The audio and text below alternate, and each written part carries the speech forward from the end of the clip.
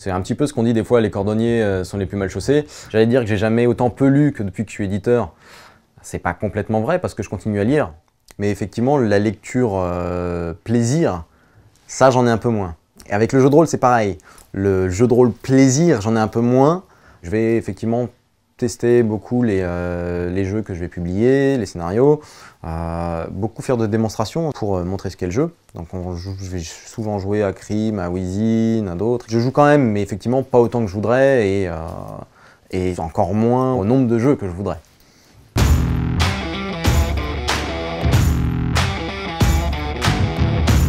Alors, si je devais choisir mon jeu de rôle favori, alors, je dirais Crime parce que si je me suis autant impliqué dedans, c'est parce qu'aussi il me parle vraiment.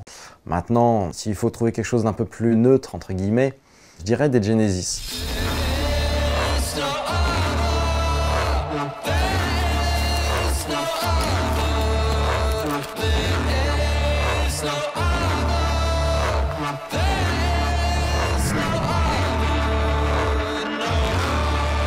Remember, Fallberg, there will be days of war,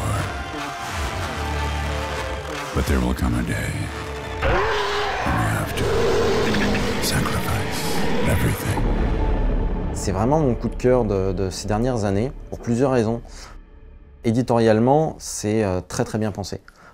L'univers est génial, les graphismes sont géniaux aussi. Bon, on a un studio d'artistes derrière qui est juste monstrueux. Mais au-delà de ça, on voit que la réflexion qu'il y a eu, c'est aussi d'avoir un système qui soit accessible.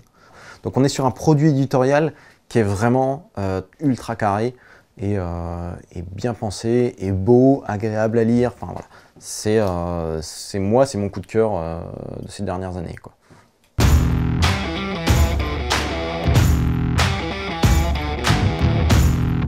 On avait mis un système qu'on n'a jamais utilisé sur 2 parties, en fait, c'était une sorte de diptyque. Et la deuxième partie, plus particulièrement, était inspirée de la chanson Le Bal des Lazes de Paul Naref. Je serai pendu demain matin, ma vie n'était pas faite pour les châteaux. Et donc on était dans un truc médiéval, etc. Et régulièrement on avait un barde fantôme qui nous chantait la chanson, etc. Et en fin de compte il y avait toute une résonance par rapport au scénario qu'on était en train de jouer. Et on s'est tous retrouvés à la fin de la partie à chanter la truc à la limite en chialant parce que voilà, c'était une belle histoire mais triste, etc. Et j'avoue que c'était un souvenir assez marquant, quoi. C'était assez particulier, voilà, quand on a, on dirait 4-5 gros barbus qui sont en train de se retenir parce qu'ils sont en train de chanter du Paul Naref. C'est assez surréaliste, quoi. Donc ça, c'est vraiment, ça c'est un souvenir assez marquant, quoi.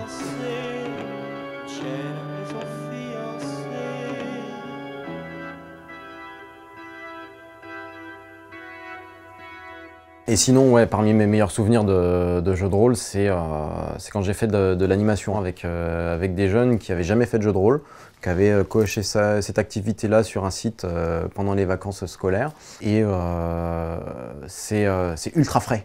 En tant que meneur, on a des réactions qui sont beaucoup plus spontanées. C'est-à-dire qu'on n'a pas de méta-jeu, on va pas, ouais, je vais réfléchir, attends, qu'est-ce qu'il veut dire, mais s'il me dit ça, c'est que... Voilà, ils sont à fond dedans. Et ça, c'est génial. Ça reste pour moi une des expériences les plus intéressantes et les plus gratifiantes que j'ai pu avoir en jeu de rôle, quoi.